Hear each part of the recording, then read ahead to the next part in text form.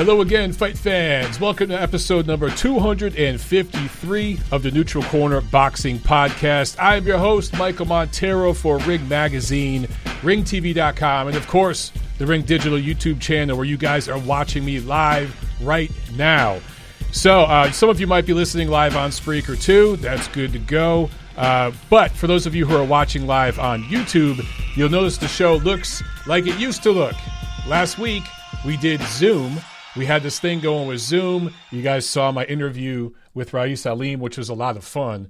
But unfortunately, Zoom did not have some of the capabilities and functionality that I need to do for the show, because while we got video up and we were able to bring Rais Alim on video-wise, it shut down the YouTube live chat, which sucked. And then it shut down the phone lines, which sucked. So I've been on the phone with Zoom all week. Literally was just on the phone with them up to about 40 minutes ago.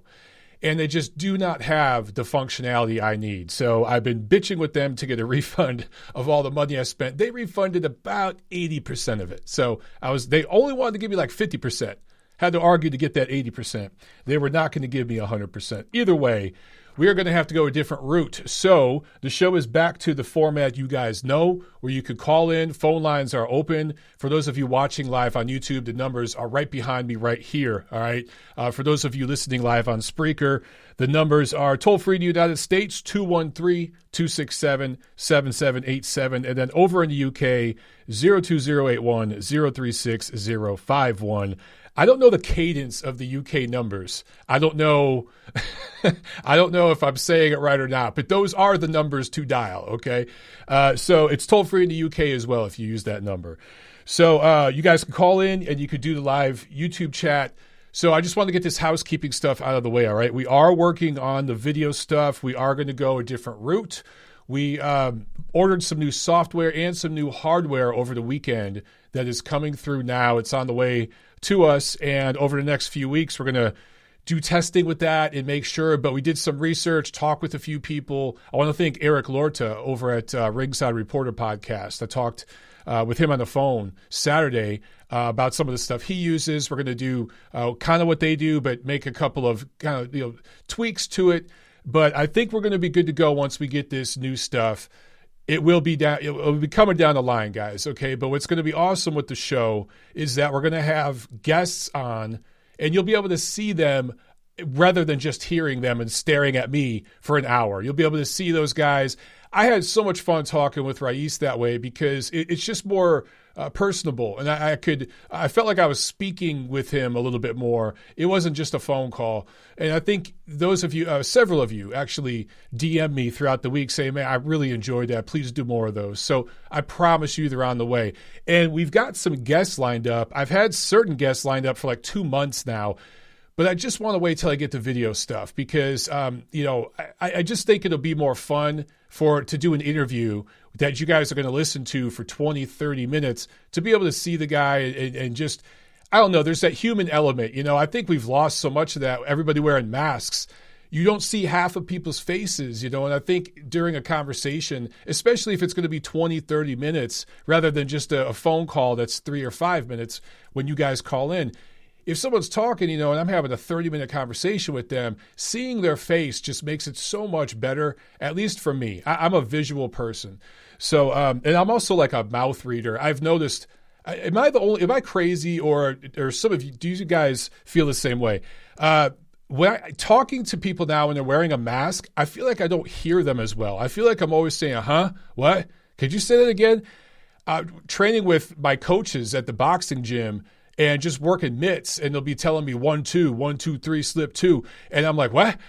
I can't always hear them because I'm used to seeing people's mouths when I talk. That's just, I'm a visual person. Anyway, okay, so wanted to get that housekeeping stuff out of the way. Also, wanted to show you guys something really, really cool. Got some stuff in the mail from my man Chris Small Art on Twitter. I'll tell you guys his Twitter profile in a second, but check out, these are prints of pencil sketches that he did. Check this stuff out, man. Chris Small Art. Of course, I'm partial to Thomas the Hitman Hearns, being a Detroit guy myself. But look at this, man. This kid's got crazy, crazy talent. These are absolutely awesome. Of course, the Gotti Ward. Most of what he does is black and white, but this Gotti Ward one is in color. I think it's amazing. He's got the Fab Four here, the real Fab Four, right? These guys are the real Fab Four, or Four Kings. A lot of people call them the Four Kings. And then we got Tyson right here too. This is awesome, man.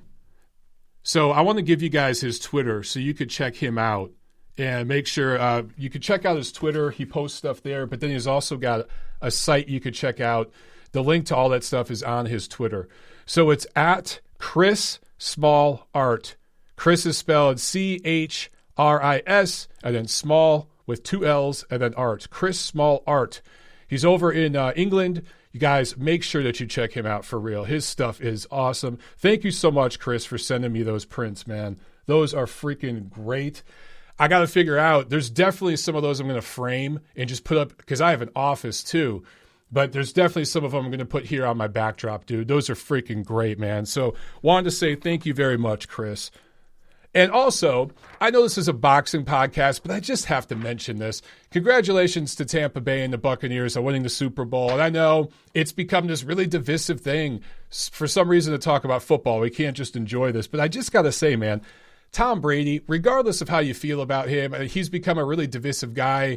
Somehow he's become political, even though he's never talked about politics, never interjected politics into football at all. It's the media interjecting politics onto him. But 43 years old, he's going to be 44 this year. He took a losing team all the way to the Super Bowl from the wild card, had to go on the road and beat Aaron Rodgers, Drew Brees, and Patrick Mahomes, and wins the MVP of the Super Bowl, wins the Super Bowl at 43 years old. Again, he's going to be 44 this year. I'm going to be 42 this summer, so maybe that's why it just struck a chord with me. It just makes me feel inspired because there's certain goals I have. There's certain athletic competitions I have planned for later this year. Wink, wink. I can't talk about quite yet, but as long as COVID doesn't ruin them like they did last year, I'll be able to talk about them. I think some of them are going to have you guys pretty excited. So yeah, it's just an inspirational, man. And I'm happy for the people of Tampa Bay. That's pretty freaking awesome. All right. Sad news. Very, very sad news. Leon Spinks died of cancer this weekend at 67 years old. He had suffered from cancer and some other health issues, some of them related directly to boxing, for years. And he had struggled outside the ring for a long time. Born in St. Louis to a boxing family. I mean, I could talk about the Spinks family all day when it comes to boxing. And really, one of the great Midwestern fighters. We have so many great, all-time great level Midwestern fighters in this sport. And Hall of Fame Midwestern fighters. And Leon was certainly one of them. And his family members as well, several of them, some of them all-time greats, his brother. But I feel like we don't get the Midwestern fighters as much anymore. I think there's starting to be a little comeback with the Midwestern fighters. We talked to Rais Aleem last week. But St. Louis, a city that really does have a boxing tradition if you look back at the history of it. But in recent times, you don't really think St. Louis and boxing, right? The last guy I guess you think of is Devon Alexander. But the Spinks family out of St. Louis, Leon won the 1976 Olympic gold medal. I think, all things considered, probably the best Olympic class for the United States ever. I know 84 gets a lot of love, but there were several countries that were banned from those, or not banned, but I think they refused to participate, whatever it was, in those Olympics. 76 was stacked, man. 76 might have been the best team ever. Olympic gold in 76, goes on to win the legitimate heavyweight championship. And also, a lot of people don't know this, he served the United States Marine Corps in the mid-70s for, I think, 3 or 4 years in the mid-70s. And being a former Marine myself, I just, any of my brothers out there that were in the Corps, I'm always going to support. So a very, very sad loss. It wasn't an unexpected passing. You know, like I said, he had been sick for a while. So it's not quite a shocking thing, but it's sad nonetheless. So our thoughts are with the Spinks family and, of course, with the whole boxing brotherhood this week. That's a sad death. Okay, let's get right into Well, you know what? Before I get into this Mark Breland thing, one quick little tidbit. I'm going to tease you guys a little bit. Caleb Plant versus Caleb Truax, the Battle of Caleb's, which sounds like a BMX competition or something, right? Like a tennis match. It peaked at over 2 million viewers. So I feel like I need to mention that because that's good viewership. And of course, that was last Saturday when there was no football on. So there wasn't a lot of sports competition on. But all things considered, man, that's a very, very good rating. That's the good news. It is the highest, or was the highest rated PBC on Fox show since Charlo's rematch with Harrison back in December of 2019. So the best rating for PBC post-pandemic, right? That's all good news. However, wasn't a very good fight, wasn't a very good card. So whenever you do a big rating like that, and it's a showcase type of fight, now, it's one thing if it's a showcase and Plant would have destroyed Truax and knocked him out in 3 or 4 rounds or something. That's a statement. Yeah, it's a one-sided fight. It's a showcase, but there's a statement. You didn't really get that statement performance from Caleb Plant. And there was an somewhat interesting heavyweight fight on the undercard, but it wasn't that great of a fight. One of the fighters that participated in it looked like he, just walked off from a cannoli eating competition. So it wasn't the best show to have that many people watching. You know what I'm saying? And it's just unfortunate, but that's the way it goes in boxing. I mean, we've got some great cards coming up, like the Chocolatito rematch with Estrada. That's not going to have 2 million people watching it live on American national TV because that's on DAZN. So it's going to have a smaller, limited audience. It'll have a bigger audience globally, but here in the United States, it'll have a smaller audience, and that's going to be such a great fight. But that's just the way these things work. Okay, let's get to what everybody wants to talk about. And I know you guys might have phone calls about this. Man, I'm just looking at my hair here, and I'm checking it out in the monitor. I need a freaking haircut. It's getting kind of long, man. Believe it or not, guys, my hair is actually wavy. It's not straight. I put product in it to keep it kind of straight and keep it down. But actually, it poofs up like an afro if I grow it out long. And you can see it's starting to happen a little bit here. It's starting to poof a little bit. I think I need to get a haircut this week. Okay. Mark Breland was on some podcast, I think over in the UK. And in fairness, I haven't heard the podcast because I've never, and this is no disrespect, I've just never heard of the podcast before. And I haven't listened to it yet. So I want to, full disclosure, all I've done is read posts about it and took quotes from it and everything else. And then I saw where Deontay Wilder actually had one that he responded on a different podcast. But I haven't heard either one of those. But the Mark Breland thing, of course, caused a big ruckus on boxing Twitter, right? And boxing YouTube, where everything has to be outrageous and it's one side versus another side. Everything is two-sided. Everything. It's us versus them. It's up versus down, left versus right. Nothing can be nuanced and layered.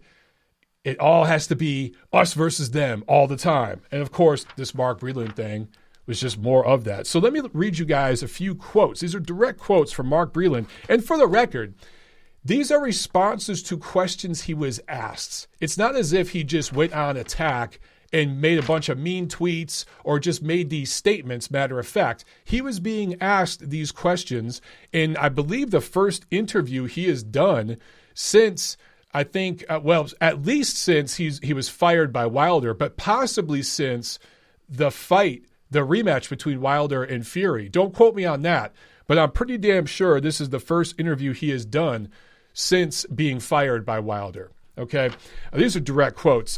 This is referring to Wilder. His career is done now. He's got a lot of power, and that's all. I wish him well, and that's it. Only got his power, and we'll see how far that takes him. That's all I'm going to say. You say he had some good wins? Luis Ortiz was a good win. Just that fight. That was it. He doesn't jump rope. He doesn't hit the speed bag, and he doesn't hit the heavy bag. Spike the water. If you're looking at the tapes or whatever, you don't even see the water in my hand. Someone else is giving him the water. JD's was standing right there when the man was getting his hands wrapped. Jay's right there when he's getting his hands wrapped, and he didn't say nothing. Now, that's just a few quotes, but I thought all those were pretty damn interesting. And again, these were responses to questions he was asked, okay? So, of course, the Wilder sycophants, the Wilder parishioners, as I'm calling them now, because Wilder has become a church. Wilder is a god, and being a Wilder fan is being part of a church now. It's almost a cult-like thing. So these people are parishioners of Wilder. And I need to preface, because this is 2021 and people are out there with agendas looking for any soundbite of mine that they could take and misrepresent to attack me. There's a few of these people out there, and they've gotten really smart because they block me so I can't see it, and then they do this stuff because they're bitches. I need to preface. The majority of Deontay Wilder fans are not like this. The majority of Deontay Wilder fans are just boxing fans, and the guy has made for some exciting fights. He does have knockout power, dynamite right hand. So most of his fans are just fight fans. They have no horse in this race. They're not trying to be divisive and extreme and crazy. But there is a segment of his fans that are lunatics. And these guys are not only on YouTube, they're on Instagram, Twitter, all of it. And they have indoctrinated a subset of young kids. Because I got to tell you, I've been to several boxing gyms now. I could count 3 different boxing gyms I've been to in different cities where I've been visiting friends of mine, fighters, trainers that I know when I'm in town in different cities, working, whatever. And they'll be like, Mike, come into my gym, work out, train. And I've bumped into several kids, and they've recognized me, and we've started talking. And they've said, hey, man, what do you think about this Wilder Fury thing? And I tell them, and they're like, no, that ain't true, man. The evidence is out there. Fury, the spiked water, the loaded gloves. And they really believe this shit. And I'm talking kids that are 16, 17 years old. These are young kids. They have been indoctrinated into this belief system by some of these people on YouTube. That's very dangerous. And ultimately, it's negative for the sport of boxing because and it's not just these YouTube channels. There are some legitimate people out there with ties to real media, and not just media, but I would say the industry of boxing, whether it be former fighters, promoters, network people, loosely affiliated through the media, that tweet this shit, that talk about it like it's fact. They're basically flat earthers with this Wilder and Fury thing.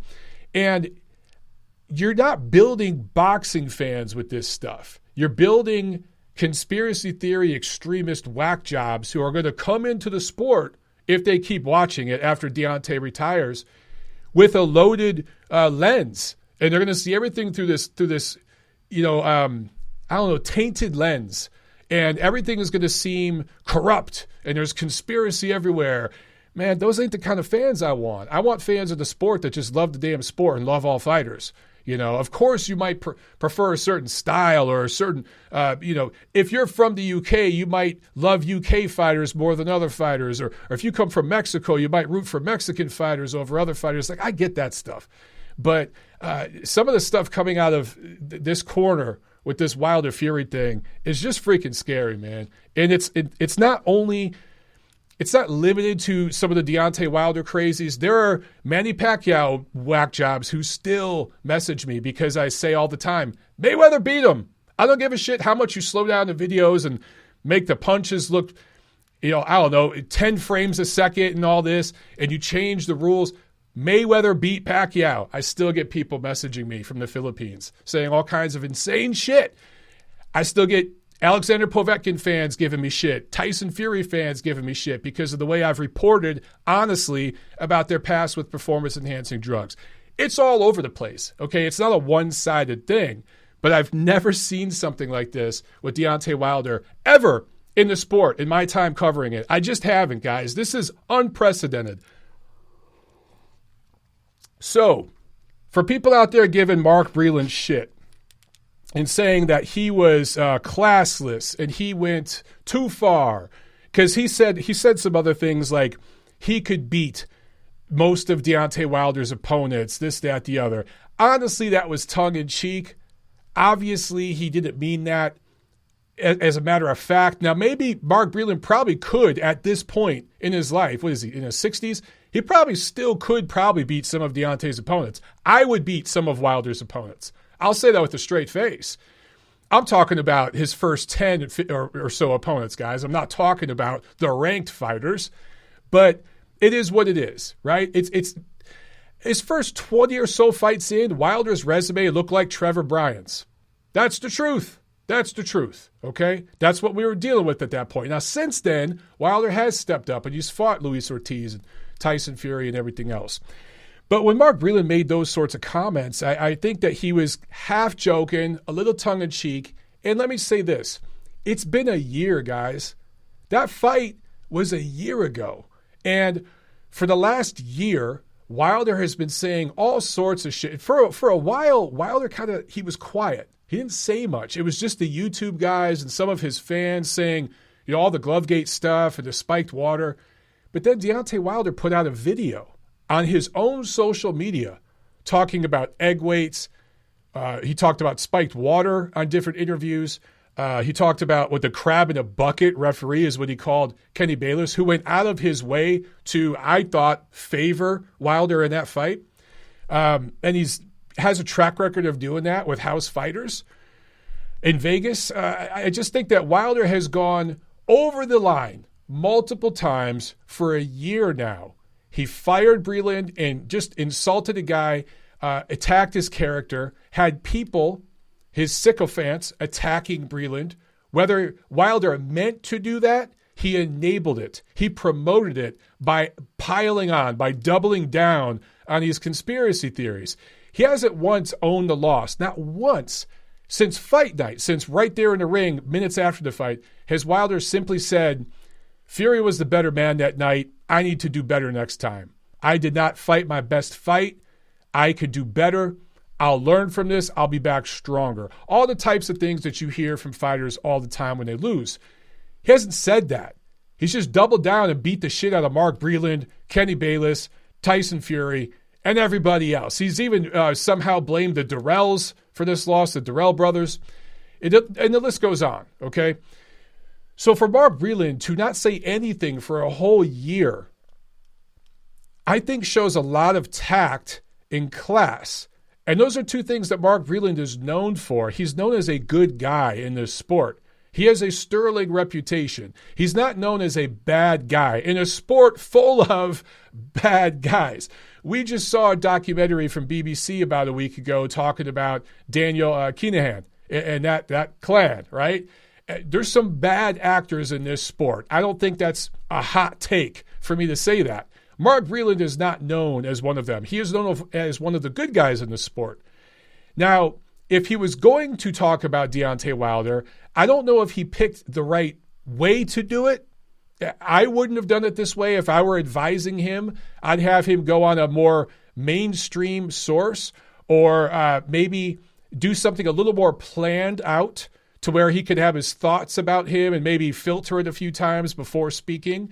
It seemed like he was speaking off the cuff on this one particular Jay Prince. I saw Yakowster in the chat says Jay Prince. Exactly. I mean, we can keep out. Don King killed people, and he just put out a card a couple weeks ago, guys. He literally murdered people, okay? So there are bad actors in this sport. Mark Breland, not one of them. But I digress. This probably isn't the way I would have went about it. This isn't the way I would have advised him to go about it, to just go on a podcast and just, randomly answer questions about Deontay Wilder. I would have done it a little more planned out, a little more thoroughly, but this is the way he chose to do it. And he's kind of a quiet, soft-spoken guy. And to hear him speak this way, maybe it was surprising to some people, but I don't think he stepped over the line one bit. I really, truly don't. And for those of you who are shocked and appalled and you can't believe this, where the fuck were you in 2020? This is like I'm not going to go down a political rabbit hole here, but this is like some of you guys who were shocked at the riots at the Capitol, which I totally think those people were idiots and should all be arrested. But if you were shocked at that, where the hell were you in 2020? There were billions of dollars in damage. Thousands of people assaulted. Dozens of people were murdered and lost their lives as a result of the riots that took place for about 4 or 5 months last year. If that didn't shock and appall you, you can't be shocked and appalled at what happened at the Capitol. And I'm not trying to say they're the exact same thing. They're not. But one thing They're related, okay? One thing is like the other. And it's similar here with, if you're so angry at Breland for saying what he said, and again, these were questions he was being asked, okay? He was being provoked to give responses here. It's not as if he posted this on the Instagram or some shit like Wilder did, okay? If you're upset about this, where the hell were you throughout all of 2020 when Wilder was basically being the flat earth guy of boxing? Like, be consistent, people. Please show a little bit of consistency with this stuff. All right? And hopefully, I didn't lose some of you guys with the political reference, but I'm an independent. Seriously, I'm a registered independent. And I'm a classical liberal, which doesn't exist anymore in the United States, at least not in media. And I just see extremes on both sides, and people can't see the complexity that we're all mixed up. We're all hypocrites. We all say things we shouldn't say sometimes. We all make mistakes. And if people would just shut up a little bit and stop screaming at everybody and open up and listen a little bit more, I don't know. I think we get a lot further. But I lost 20 followers this weekend because I changed my name to Michael, quote-unquote, Tom Brady Montero. 20 of you unfollowed me because you hate Tom Brady that much that you unfollowed me on Twitter because I changed my name to Tom Brady. That's crazy.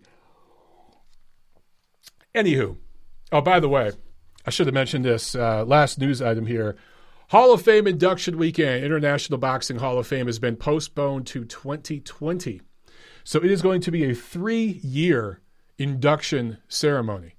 I just got this in the mail today from those guys. So I think that's a trip that I'm probably going to go up there for. I think that by then, COVID should be hopefully mostly a thing of the past, at least the hysteria over it.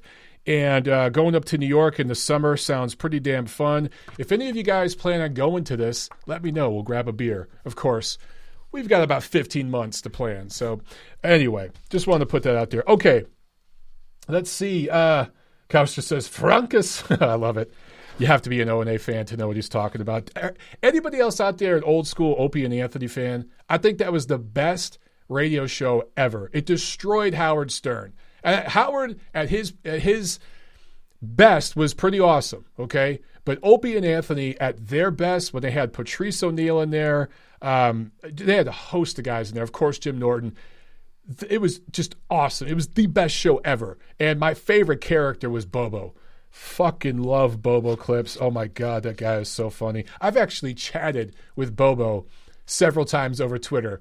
And the next time he's down here, he loves baseball. If his Mets play the Braves down here, I'm going to go up to the stadium and have a beer with him. Justin in the chat says, R.I.P. Patrice. Hell yeah, man. Patrice O'Neal. God, could we use him in 2021? I wonder what he'd think about all the shit that's been going on right now. Oh, man. Chad Fletcher in the chat asks, how about Claressa Shields getting her pay-per-view? Does it tank or does it tank big time? Dude, I'm not voting against or betting against her or rooting against her, I should say, but I just can't see how that pay-per-view is going to sell. She's fighting a girl that nobody knows. People don't know if she's in MMA or boxing right now. She's not being clear about what she's doing. She's very divisive. She's very polarizing. She rubs a lot of people in the boxing industry the wrong way, and not in a good way necessarily. Andrew in the chat says 20,000 views. Yeah, pretty much. I think it'll be somewhere around there. Something like that. I think it'll probably do right around what Don King's pay-per-view just did. Maybe 10,000, 20,000, something like that. But look, at the price structure that they have for that, the deal they have worked out, I mean, maybe that's a profitable show. I don't know. But I wish the best of luck to them. I really do. I'm not rooting against anybody. But why are you going on pay-per-view, Claressa? Get over there in MMA, build yourself up, and 2-3 years down the road, fight Amanda Nunes. You'll probably get your ass beat, but you can build yourself up to perhaps $1 million payday in that fight. Just play the heel. Amanda, by then, Amanda might be old enough, or maybe you got a shot. If you can keep her on her feet, you can knock her. Well, you won't knock her out. You don't even knock boxers out, but still, you'd have a chance. But going this route, I just don't know. I just don't know. All right, guys, there is no fight review. There was nothing going on last week. So we have a good fight preview, though. This Saturday, February 13th. We have 3 cards of note. In London, Matchroom on DAZN. Here in the States. Over there, I think this will be on Sky. Josh Warrington fighting Mauricio Lara at featherweight. Now, this would have been for Warrington's IBF featherweight belt. He dumped it. And some people are saying he's ducking Kid Galahad, that rematch. I don't know. I do know this for a fact. And this has been verified by Gary Russell Jr. Eddie Hearn offered Gary Russell Jr. $1 million flat to go over there to the UK and fight Josh Warrington. Gary Russell Jr. said no. Now, my theory, I don't know this for a fact, but this is my theory, is he's being told by his management, don't take any deals because you're going to fight Gervonta Davis on pay-per-view at some point this year, and you'll get a little bit more than $1 million. So maybe we could double your money. So just say no to a guaranteed 7-figure payday, which I don't know if Russell's ever made that much. But so I do know that Warrington's team has reached out, and he wanted to make the fight with Shu Khan as well. So let's give him a shot. Obviously Warrington's going to beat Lara. After that, though, he's got to go to one of those top guys. If he doesn't fight a top guy after this, it's going to look like a flat-out duck for dumping that belt. The IBF follows their rules. They were either going to strip him for not fighting Kid Galahad anyways. So I get why Warrington dumped it, but just the timing and the optics, not a good look. But all is forgiven if his next fight is against a top featherweight. We shall see. Also, Golden Boy Promotions, also on DAZN. DAZN has 2 cards Saturday. From Indio, California, Joseph Diaz Jr. fighting Shavkatdzhon Rakhimov for Diaz's IBF 130-pound title. This is a battle of southpaws. You might remember Diaz won the title from Tevin Farmer last January. Has not fought since. That was just before the pandemic. Hadn't fought after. So this is, a 13-month layoff for him, just over a year. It's the longest layoff of his career, though, I believe. And it will be interesting to see how this affects him. I know he's had some changes in camp on his team. He's kind of gone back and forth. There's been some issues there. How will that affect him in this fight? Remains to be seen. Rakhimov was born in Tajikistan, but based out of Russia. He won the Eliminator, the IBF Eliminator, to earn his right for this title shot. In September of 2019, he had no fights at all in 2020. So, expect some ring rust early on in this fight. Also on this card, Patrick Teixeira out of Brazil fighting Brian Carlos Castano out of Argentina. This is for Teixeira's WBO 154-pound title. And, of course, Teixeira beat Carlos Adames in November 2019 for the title. He also had no fights in 2020. His only loss so far was that TKO 2 loss to Curtis Stevens on a Canelo Khan card. Remember that? I was ringside for that fight between Canelo Alvarez and Amir Khan. Crazy knockout. Remember that? I'll never forget that knockout. But on the undercard, Teixeira lost. He was supposed to beat Curtis Stevens. That was like a step-up fight for him, and he lost. That TKO was like a shocking loss for him. To his credit, he rebuilt. He was kind of seen as an afterthought. He rebuilt, and now he won that title. Let's see what he could do against Castano, who is a very capable fighter. I'll use that word. Just a good, capable prize fighter. Although Castano is a few inches shorter and his reach is almost 10 inches shorter. So Teixeira, much bigger guy, much bigger wingspan. Will that be to his advantage in this fight, or can Castano get under his punches? Because he seems to be the more slick fighter, the more skillful fighter. Can he get under those punches and do some work on the inside? We shall see. I think that's an interesting fight. This is a decent doubleheader from Golden Boy. Don't sleep on this one. I think you might get some action. Super chat pledge from my man Trent Nonpareil. Trent, good to hear from you, brother. He said, who you got, Giasov or Ergashev? Madrimov fought at 165 through 170 in the amateurs. Do you think he'll go high enough in weight to challenge Canelo in the pros? Let's start with Madrimov, because right now, of course, he's at 54. I think he's squeezing down in that 54 division as long as he can. He most certainly will be at 160 before too long, probably by next year, I would think. But as long as he can make 54 comfortably, he's going to work himself into a mandatory position. and fight for one of the titles. What would be great is if PBC would, unify all those titles, and you could get Madrimov going after the legitimate unified champ. I don't know if that's going to happen, though. He could end up, just because of political alliances and stuff, Madrimov could end up going after the Teixeira Castano winner. You could see that taking place at some point. And, of course, I'd favor Madrimov big in that fight. And then you'd have a situation where you'd have this unified 154 champ over at PBC, and everyone's going to want to see him fight Madrimov, and it probably won't happen. So after a year or so of that, I think he'll move up to 160. Could a fight with him and Canelo happen? I just don't know, dude. I just don't know. I used to think Canelo would squeeze back down to 160. Never happening. He's going to be at 168 from here on out. He probably still could make 160, but it would require a big sacrifice for him. And it's just not a big enough fight for him to do that. Even the third fight with Golovkin, which is big money-wise, he's going to bring Golovkin up for that fight. And he's got the leverage. So if that happens, their third fight will be at like 164 or maybe at 168. So Madrimov, I just don't know, dude. Unless he'd have to go all the way up to 168, which I think he could, but I just don't think Canelo's going to take that kind of challenge.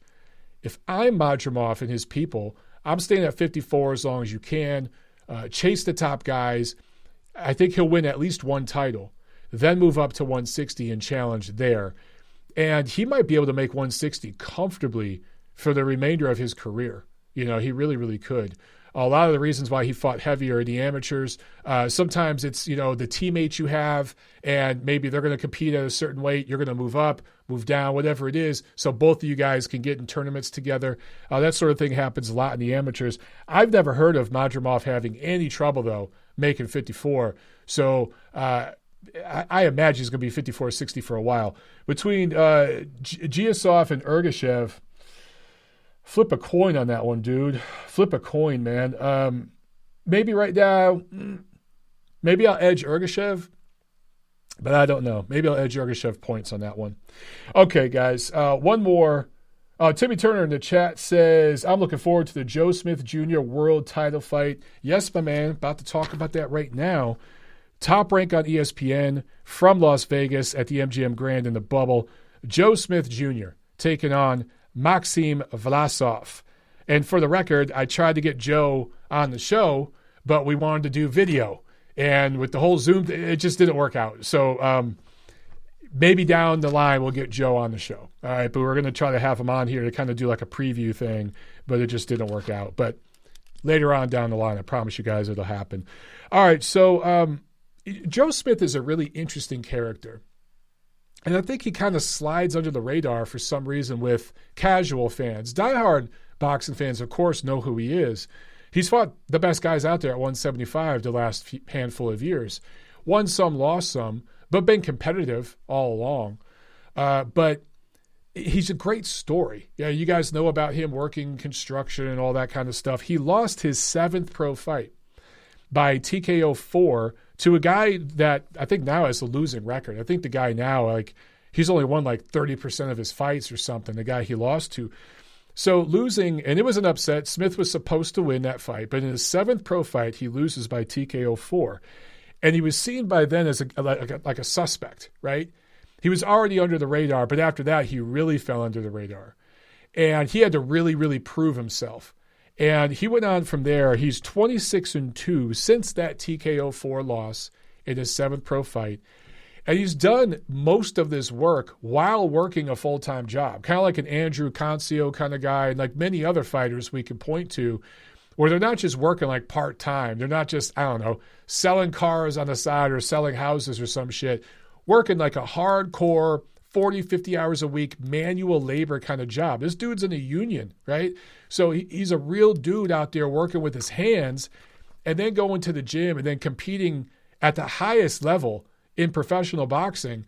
That's really impressive. And it's just one of those stories why isn't this guy more popular? I feel like there are Joe Smith types over in the UFC that have 10 losses and they're household names. But Joe Smith is better than some of those guys. He's better than a Jorge Masvidal or someone like that. And he's nowhere big as a name. Why is that? It's just very, very interesting to me.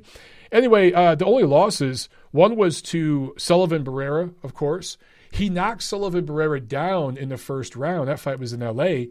And then in the second round, he broke his jaw. Finishes the damn fight with a busted jaw. But loses. But still, pretty impressive, the balls he showed. And then he got pretty much shut out by Dimitri Bivol. I think that Dimitri Bivol win is aging well for Bivol, but he needs to get in the damn ring and fight somebody. He's the milk carton guy right now. Nobody knows where the hell he is.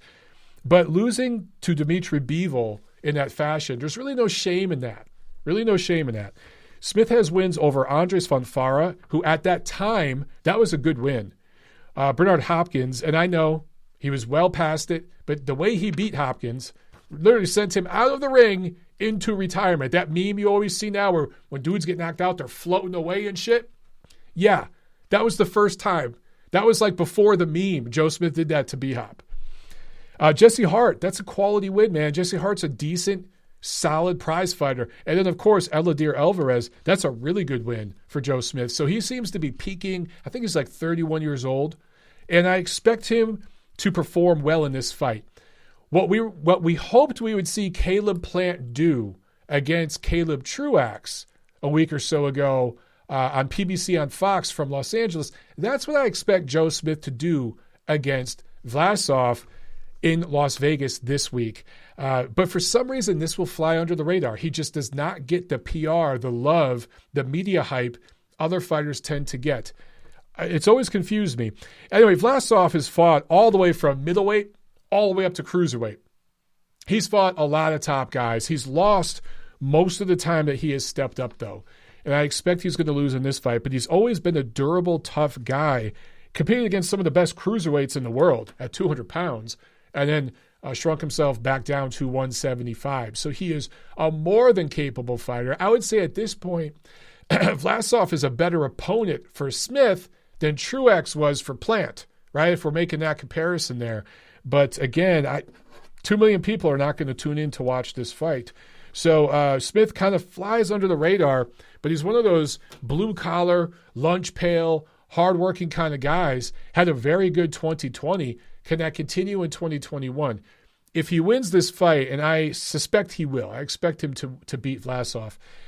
What Grandpa Bob over at Top Rank is saying is that we're going to get a unification between Joe Smith and Artur Beterbiev. Now, if that happens, that could be a potential fight of the year, okay? And usually fights of the year, the last however many years, they happen lower down on the weight scale. If you get a fight of the year type of fight at 175, that's going to be awesome.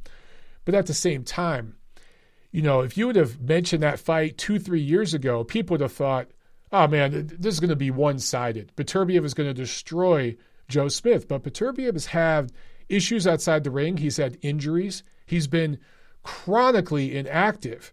And again, Smith seems to be kind of surging right now. He's got like a little career surge going on right now. If Joe Smith blasts through Maxim Vlasov this Saturday and doesn't really get injured, doesn't take too much punishment, and just mows him down, which is possible. I'm not saying it's likely, but it's possible. If he has that sort of performance and then goes into the fight with Beterbiev, let's say this summer, just looking at the inactivity with Beterbiev and everything else, I don't know, guys. That's going to be a more competitive fight than people think. Now, maybe I'm wrong. Maybe Joe Smith will look bad this Saturday and Vlasov will challenge him and it will be a very, very close fight. And we'll see that Joe Smith has some limitations. And if that's the case, then that's going to take a little bit of the polish off of that unification fight we should get later this year, okay? But if we get a statement performance from Joe Smith, which I think is very, very possible here, that's going to make people eager to see that unification fight. And I think that is going to be a fun one, man, just in terms of styles and where both guys are at in their careers. Super chat pledge from J&M. Thank you so much. He asked, does Andre Ward beat Canelo in a comeback? Thanks, Mike. Look, does he beat Canelo Alvarez right now? No. At this point, man, Canelo Alvarez is at the absolute top of his game. Ward has been out of the ring for several years. I know Ward would be the bigger, naturally stronger guy, but no way in hell he's going to beat a fighter at the level of Canelo Alvarez right now. That would just be too much for him. Now, prime Andre Ward versus this prime version of Canelo, that's a different story. You'd have to favor Ward in that fight because he is the bigger, stronger guy. And some of the nasty, rule-bending kind of stuff he'd like to do on the inside, he could do against Canelo. At distance, I actually think Canelo would box Ward's ass off. I really, really do at mid-range. Kovalev was able to outbox him at mid-range, and Canelo has faster hand speed and much better upper body movement than Kovalev. But on the inside, I just think Ward would be too much for him and probably beat Canelo there. So a lot of it would come down to the fight location, the ring officials, things like that. But, man, at 175, Ward would just be way too big for him, way too much of a challenge. Now, at 168, you take Andre Ward at 168 and you put him against this version of Canelo at 168, that's a damn good fight. Might get ugly at times, but that's a damn good fight. All right, let's jump over to the phones here real quick, guys. 901, you are on the show. Go. Well, how you doing there, Mike? This is Midwest C on there. I just got out of rehab, and I'm feeling kind of, clean. I may not be so clean, but I'm feeling kind of sober, if you know what I'm saying. You got the Super Bowl rehab? I still.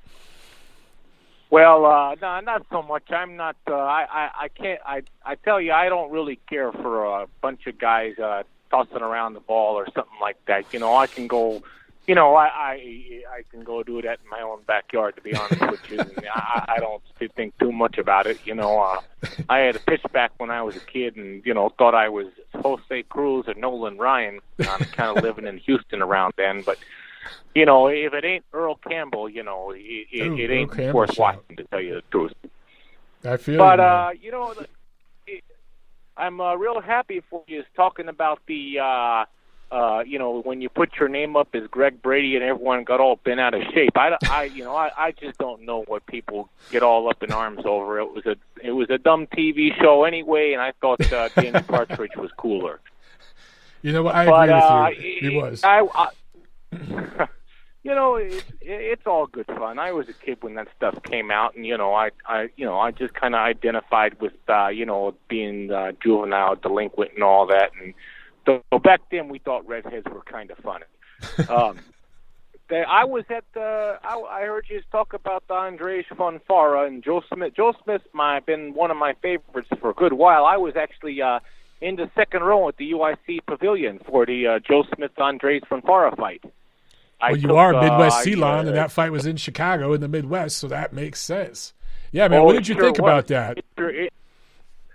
I had no idea what that was going to happen, and I could barely believe what I was watching. I went there to see two of my favorite guys. I went there for Rashay Warren and see him fight Juan Carlos Payano in the rematch for the bantamweight title. And I took two pacifists with me who they'd spent time in war zones and whatnot, but they'd never seen the fights before. And one of them was here all the way from the UK. So I had two friends of mine in the front row, and I was telling them that the Polish Prince was going to fight a guy named Joe Smith Jr., and they thought I was joking. They're like, that's his fake name? I'm like, no, for real. He's a construction worker from Long Island. And they thought I was making a joke because there's a guy called the Polish Prince, and there's Juan Carlos Payano. He's so badass, he's got three names. And then the fight started, and Joe Smith wasted this guy, my favorite light heavyweight, and the British lady turned to me and said, "That wasn't supposed to happen now, was it?" And I told her, "Well, no, you're darn tootin' that wasn't supposed to happen." Anyway, our British guys watching, our British guys listening, you got to rate Ceylon's British accent there. You got to give me on 1 to 10. How is that British accent? Can you do that again, Ceylon? Let me try there. I got to think more about St. Leonard by Sea and Hastings. Give me a sentence. All right, give me your Joe Smith versus Maxim Vlasov prediction in a British accent, and go. Oh, he's going to beat the fucking brakes off him, isn't it? It'd be fucking cracking.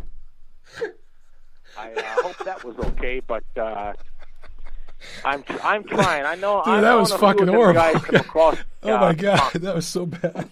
Yeah. My British accent's bad, but that was horrible. Hey, why don't you give me yours? I don't think I could do much better. But that was pretty bad. Well, I could do a lot worse. It was pretty I don't bad know. there. Anyway, I don't know if you could do much worse. That was pretty bad. Maybe I can't. I don't know. Give me a couple of drinks. I'll do all kinds of shit. My British accent gets better the more drunk I am. Because I get into the cockney, mate. Let's play a game. I challenge you to a game of knots and crosses. I can't do British. I can't do any accent, man. Oh, my God. That was funny, though, bro. That was good. I don't see any ratings there from the British guys on a scale of 1 to 10. You guys give me some numbers here. Everyone's just laughing at you on the chat. No one's even giving you a rating. Well, I don't rate too high. I'm not exactly the pound-for-pound fake accent guy unless, you're talking. Don't do a pay-per-view with the accents, bro. It'll tank. No, but I tell you what, I sure would like to call the fights. I get kind of sick of these guys talking about the fight that's supposed to happen instead of the one that actually is. Yeah, that's a good point, brother. That's a good point.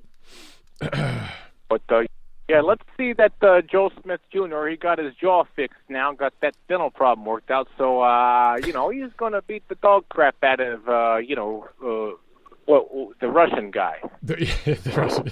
Maxim Vlasov. Yeah, I'm with you, man. I favor him. Mollywop on the chat gives you a 10 out of 10 for your accent, bro. You crushed it. There you go. Oh, there you go. Well, they must be from Hastings or something. But, when Joe's done with him, he's going to be not so Mad Max, if you know what I mean. Yeah, I think so. He's going to be sad Max. Well, thanks, Mike. I hope you have a good holiday. I'm sure there's going to be one coming up sometime soon. So, yeah. You too, brother. Thanks for calling in, man. Call back anytime. Betcha. You betcha. There he goes, guys. Midwest Ceylon. Oh, man, we're going to have to get a soundbite of that British accent and just play that. I'm going to have to play that on my little sound clips here. Man, that was great. I don't know if you guys can hear my... can you guys hear my Jim Lampley bang, bang? Here we go. That was fun. All right, guys, no more calls. Show is wrapping up. Let's get that outro music going. Yeah. So again, we're going to work on the video. All right, we got some new stuff coming that we've invested in. We're going to test all that, and hopefully that will provide the solutions we need to do video on the show as well as audio calls with you guys. Thank you so much, everyone. Hopefully you got a good laugh out of that, and we'll do it again next Monday. Oh, happy Valentine's Day to all you lovers out there. Fellas, take care of your lady on this holiday, all right? Take care of your mothers, too. This is an important holiday for them. Let them know that you love them, too. All right, guys. I love you guys. I'll see you at the fights.